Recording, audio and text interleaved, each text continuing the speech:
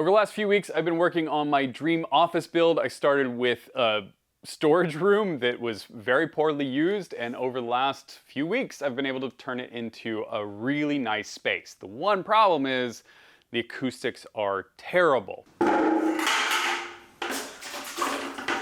an awful echo in there, and I'm gonna be using this space as a recording studio and editing my videos. So I need to improve it, but acoustics is a really dense subject. I've read a whole bunch of articles on resonance frequencies and room tone and all sorts of things.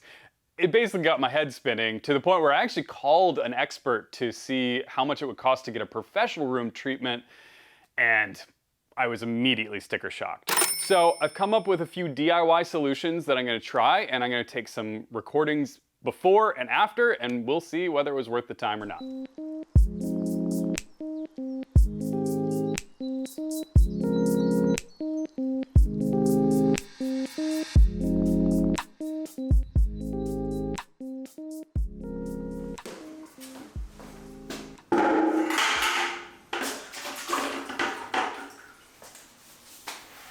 As I'm sure you can already tell, there is a huge echo in this room, and I feel like a big factor in that is this concrete floor.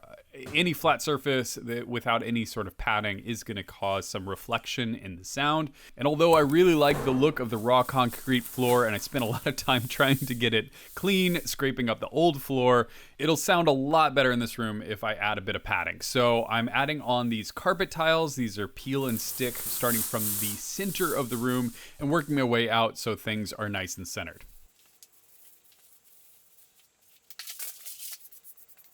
I also mopped the floor and waited for it to dry completely. Then as I'm going, I'm also kind of dusting the floor off to make sure there's no debris underneath the tiles. This is just going to ensure that they stick for a long time.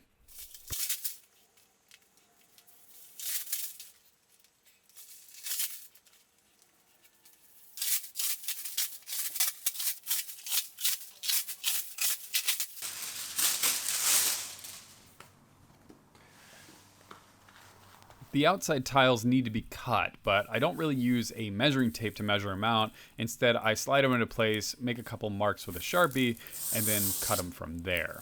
This makes short work of it, and I just move along the outside edge, laying them out and fitting them into place.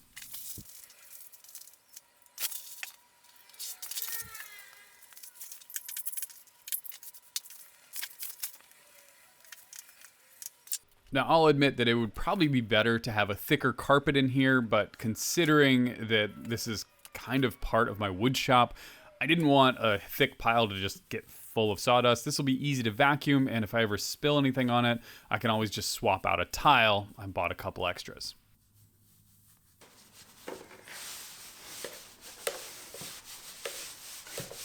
So there's no doubt that the carpet helped a little bit with the room echo, but it wasn't a ton. I kind of figured this going in, but it's a good starting point. Next, I'm going to move on to focusing on the ceiling, and I think this is where we're going to start to make some pretty major strides. To continue my goal of making this office out of things that I already have or things that are reclaimed, I went deep into my secret hiding place of lumber and found all of these cedar boards. These are left over from when I made the planter bench several years back, and they need to be used up. So this lumber is going to be used to build a couple of boxes that will hang from the ceiling, and they'll be filled with insulation and covered in fabric, basically mimicking a professional style acoustic panel, just for a lot cheaper. I got this idea from Brad Rodriguez of Fix This Build That, and I will post a link to his video right here. I did a little bit of sanding just because these were so dirty. They had been used as deck boards, but I didn't need to do a lot because most of the surface will be covered in fabric. I also screwed it in with deck screws from the outside, quick and dirty. It didn't really matter because, like I said, it's going to be covered in fabric.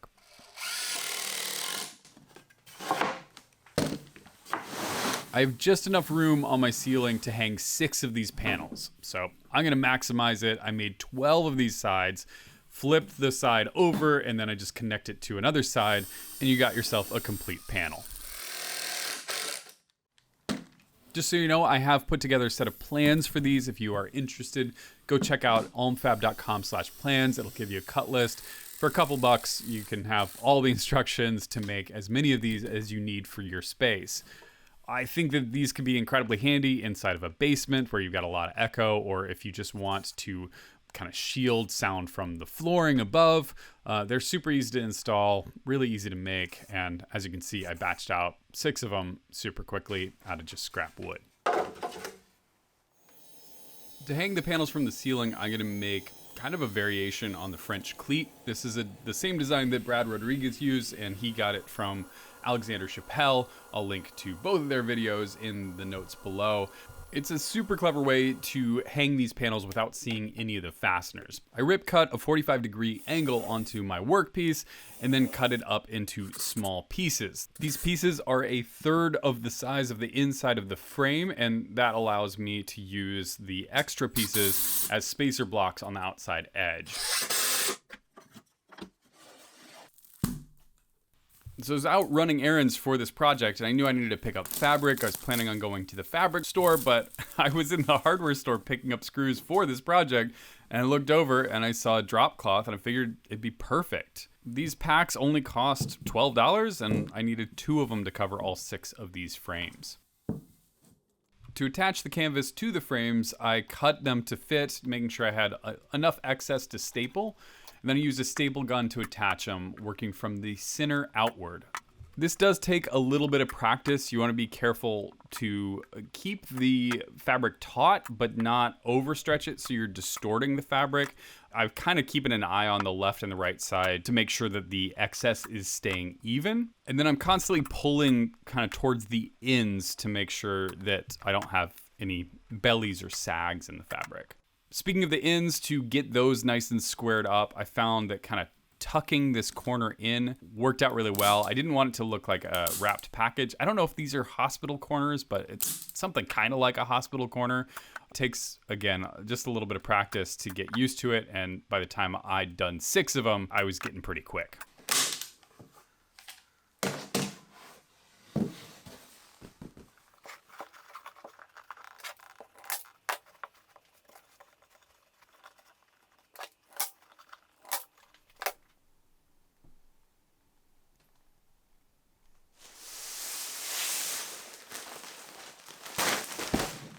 For the sound absorption, I'm using a product called Thermafiber. It's basically the same thing as rock wool, and depending on where you are and where you buy it, those are kind of your 2 options for soundproof insulation. This is just designed to go into a wall, and I think it's a flame retardant and soundproofing. Always a good idea when working with insulation to wear gloves and a mask. And I just tucked these in. I designed the frames to be exactly the same size as the bats, so they fit nice and snug. The last element that I need to make for these panels is the French cleat. This gets a 45-degree cut on either end, and then I cut it to width.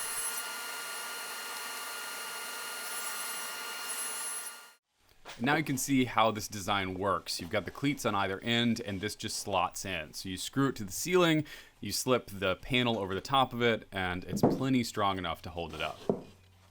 In last week's video, I built this. It's the stand for my Glowforge, and it's an upcycled flat file. If you were one of the people that wanted to purchase plans, I've made those available on my website now, so almfab.com/plans. You can pick up a step-by-step guide on how to build this. Thing that I like about this build, rather than standard flat files, which are incredibly deep, this is a little bit shallower, so it'll fit in a normal person's home. Makes a good coffee table if you just want to build the upper section, and makes a good Glowforge stand or whatever else you want in the shop to store flat materials. So go check that out. Got a bunch of new plans coming up, so let me know in the comments down below if there are certain plans that you'd like to see me pull together in the future. Murphy bar plans are coming soon. Before I had a chance to install the ceiling panels, I found these on Craigslist. These are Oralx acoustic foam panels, and they are professional grade, as opposed to the stuff that I used to use in my old recording booth, which was just basically gray foam. You can see the difference in density. Obviously, there's a difference in thickness, and I looked it up. To buy all of this new would probably be around $300, which isn't insane, but I got these for $40. Now, I know that not everyone's gonna have that chance to buy these for $40. I think I really lucked out on this, but I'm gonna list links to where you can find this stuff. And also, I didn't get quite enough panels, so I found a substitute on Amazon, which we'll test later to see how much of a difference it makes buying the cheap stuff versus the professional grade.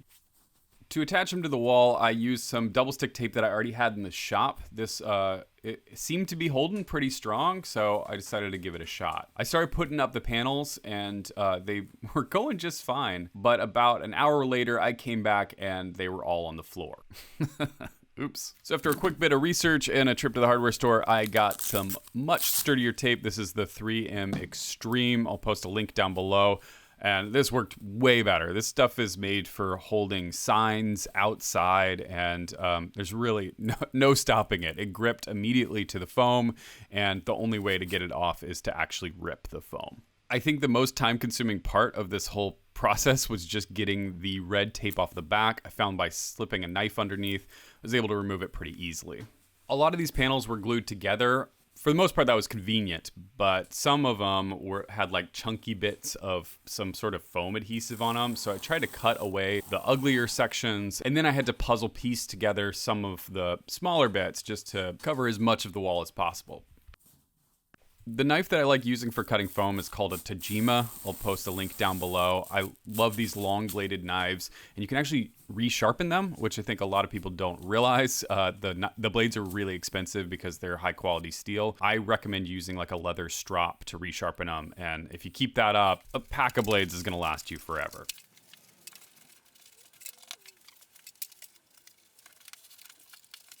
The Craigslist foam was only enough to cover the two main walls, so I ended up having to order a cheaper version of it on Amazon just to fill in those side walls. But at this moment was the first time I started to hear some real change in the acoustics in here, and I did a couple recordings on my phone to show the difference. This is before adding acoustic foam. This is the room with the echo in it, not a whole lot of furniture. The quick brown fox jumped over the lazy dog. The quick brown fox jumped over the lazy dog. Okay, this is with the acoustic foam installed. The quick brown fox jumped over the lazy dog. The quick brown fox jumped over the lazy dog. Well, as you can tell from the smile on my face, I was pretty happy with those results, and it was getting a lot better. There's still a lot more to do, and I also did take some baseline recordings with a real microphone, and I'll share that at the very end. While I wait for the rest of the foam to show up, it's time to start prepping the ceiling for the ceiling panels. Using my laser level, I centered off the room and used that reference line to figure out where the studs were and where I could anchor these cleats. Working on the ceiling is not my favorite thing, but once I got all of the marks up, it was pretty easy to just put these things in place, screw them into the studs that I'd found earlier, and really all they need is 2 or 3 screws.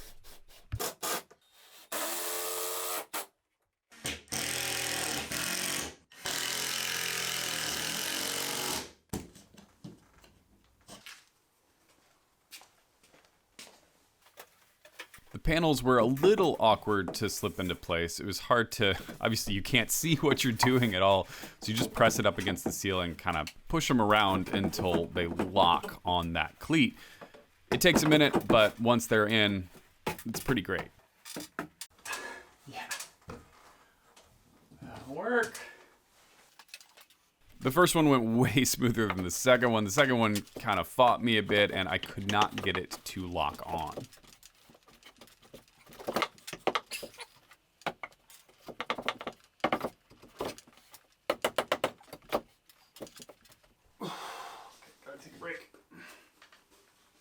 The source of the issue seemed to be that I didn't allow enough play on these cleats. You know, there's fabric thickness and there's sort of, the ceiling is not necessarily perfectly flat. So popping a couple of handy shims behind it gave it enough room for it to slot on. Ooh, yeah.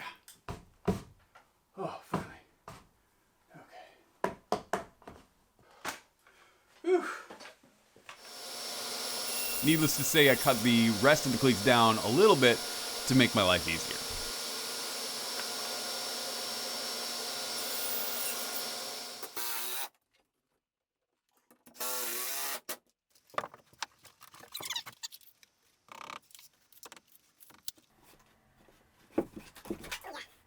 The cool thing about this system is that not only does it hide the hanging mechanism, but it's also easy to nudge around and make sure it's spaced properly. Ultimately, these cleats don't have to be that precisely hung because you have that flexibility afterwards. That'll work. In order to add these ceiling panels, I had to take down the lights. And for the replacement lights, I found these bar lamps that clip together. They're super cool. They're dimmable, color changeable, and they're LED, so they're not going to use a lot of power. I did a lot of research to get here. These are not perfect. I'm going to have to mod them a little bit, but they were the closest that I could find to what I needed. These clips just pull off and expose contacts so you can link these together, which I think is super cool. So I'm starting with 4-foot lamps. I add 2 of them together, and that's going to get me full 8 feet, which is plenty for this room. It took a while for me to figure out how these contacts work, how to get them to slot together, but once I did, they clipped together and were really sturdy. To add a bit of strength to that connection, they also come with these metal plates that screw in from the top.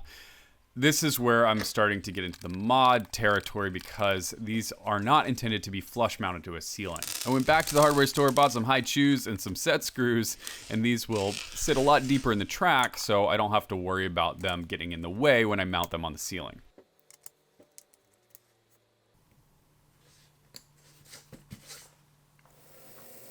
So this light fixture doesn't come with any ceiling mounting hardware, so I kind of had to make my own, and I started by cutting those plastic end caps to allow me to put a little bracket coming out of the side of it.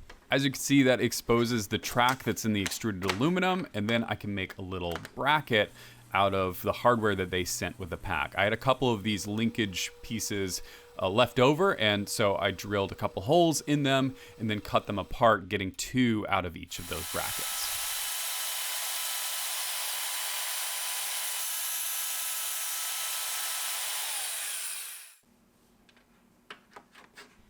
The nice thing about using the existing hardware is that I know that it fits and it's already threaded, so I can just use the same set screws to anchor it. And now I have a hole that I can put a toggle bolt through, and this will let me anchor it into the drywall.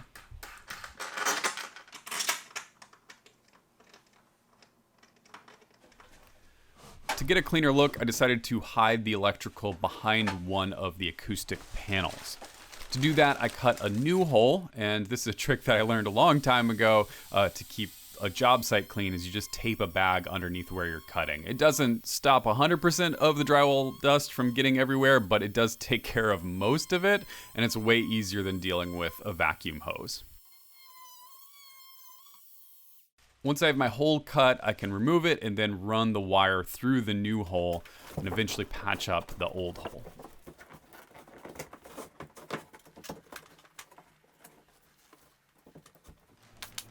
After that, I can drill for the electrical wire that's going to come off the backside of the lamps, as well as the hole for the toggle bolt that'll secure the lamp to the ceiling.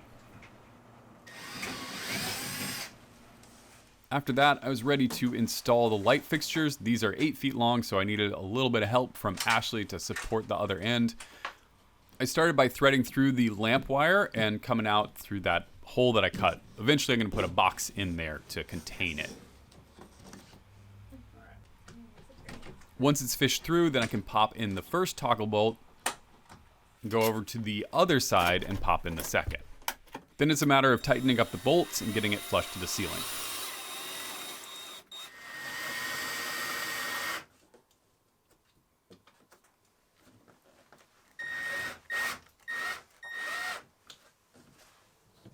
It's then a rinse and repeat for the second side, and I'm ready to put in the junction box.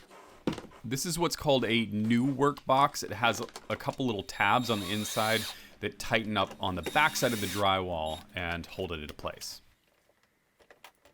After that, it's just a matter of connecting the right wires to the right locations and testing it out.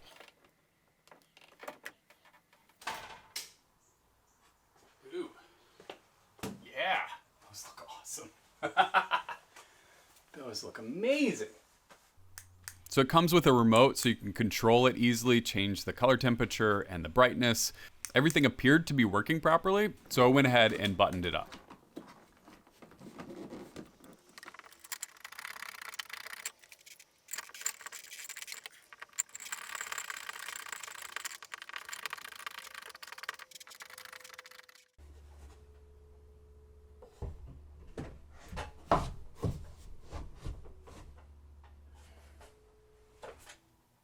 I'm sure a lot of you have been looking at the install of the foam and wondering why I left a kind of gap at the bottom of it. I've had the idea of adding trim to this for a while, but I didn't want to do it before I had the foam physically in the shop. Now that I do, and I'm waiting for the rest of the foam to show up, figured it's a good time to finish off this trim. Those corners are not perfectly square, so I made a quick template with some hot glued cardboard. Then I can cut out these beautiful pieces of VG fur with my track saw.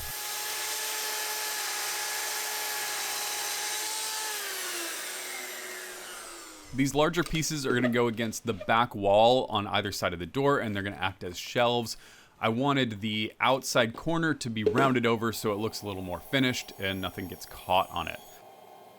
I loosely cut out that curve on the bandsaw and then went over to my sander to clean it up.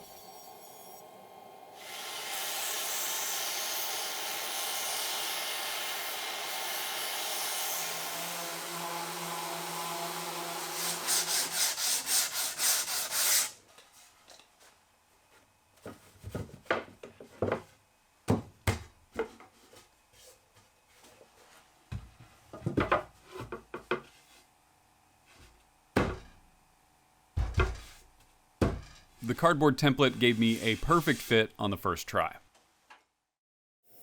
After that, I could start in on the long walls, and for this I had to buy a new piece of lumber that was very expensive. This is about a $50 board right here, but I needed something 12 feet long so that it would be continuous across that back wall. I ripped it to the right width on one of them, but I didn't want to pay for a bigger board.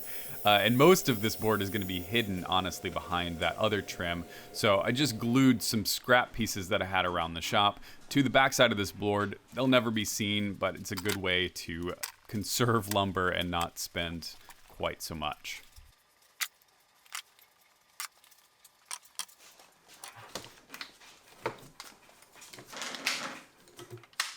These clamps that I'm using are the Rockler Bandy clamps. They work amazingly well for gluing on edge banding, or in this case, just making a board that's too small a little bit wider.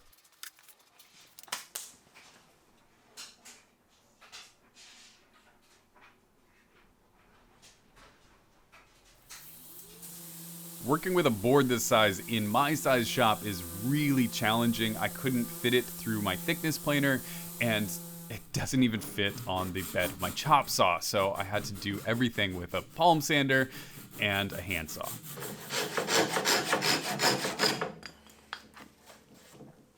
I started off with a rough cut just so that I could even fit it into the room, and then I set it in place and pressed it up against that wall. Because that corner is not perfectly square, I wanted to take reference from the room itself. And so I scribed a line and then could take it back to the shop and cut it to the right length. The front corner by the glass door sits a little bit proud, so I cut a 45-degree chamfer into that end to make it look more intentional.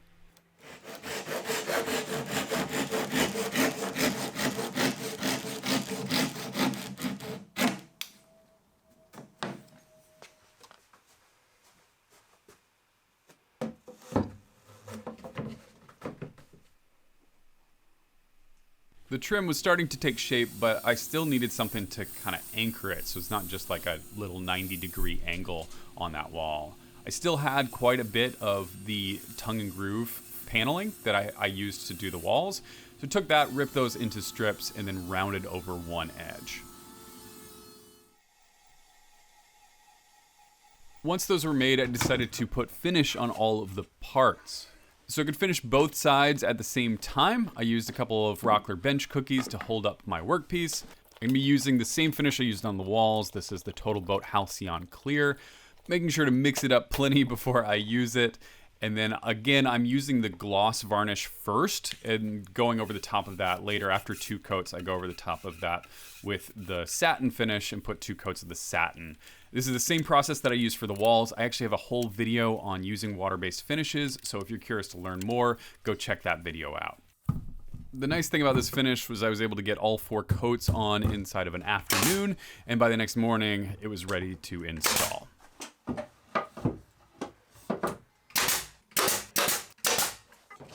Whoa!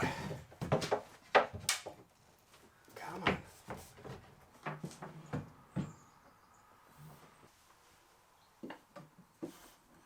With the top bits installed, I could start nailing in the lower molding pieces, and with them pre-finished, all I have to do is cut them to fit.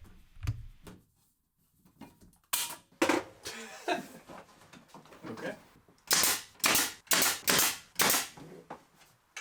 To make those cuts, I'm using my picture frame sled. I use it for all sorts of 45-degree cuts, and if you're interested in learning more about this, making one yourself, I've got plans available on my website.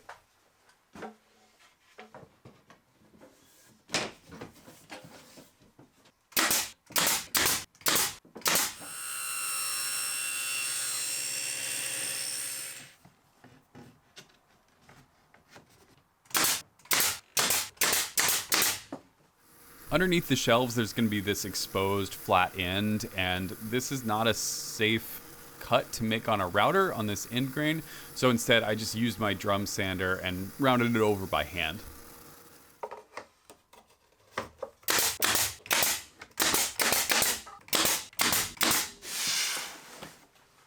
So the Amazon foam has showed up, and it's pretty apparent that it's different than the real stuff. You can just tell holding it that this is a lot flimsier than this, and it's even more noticeable when you try and talk through it. Check this out. So I'm going to try and keep the volume of my voice exactly the same. Testing, testing, 1, 2, 3. Testing, testing, 1, 2, 3. Testing, testing, 1, 2, 3. Testing, testing, 1, 2, 3. So you could tell that when I talk through this one, it's not nearly as muffled as when I talk through this one. This is definitely blocking a lot more of the sound. So it's probably worth the extra investment on the real stuff, but I'm sure this does a little bit, just not quite as much as this one. For the smaller walls, it was essentially the same as the long walls, except I had to go over the top of some door frames, and I didn't want to extend the molding there, but I also didn't want the shadow line from the scalloped edge of the foam to show. So I sort of improvised, cut these on the bevel, and I think they look a lot better that way.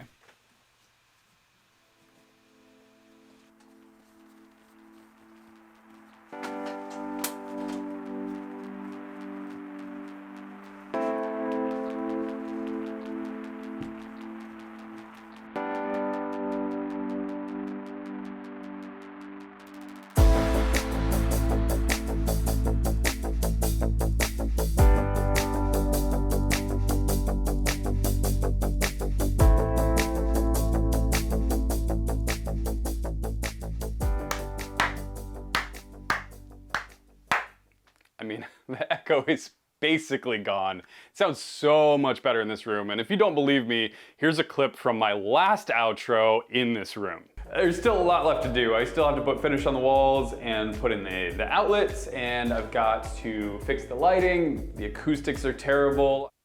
This was an easy investment to make. I think I spent about $350 on all the acoustic stuff, and then the lighting was another $250.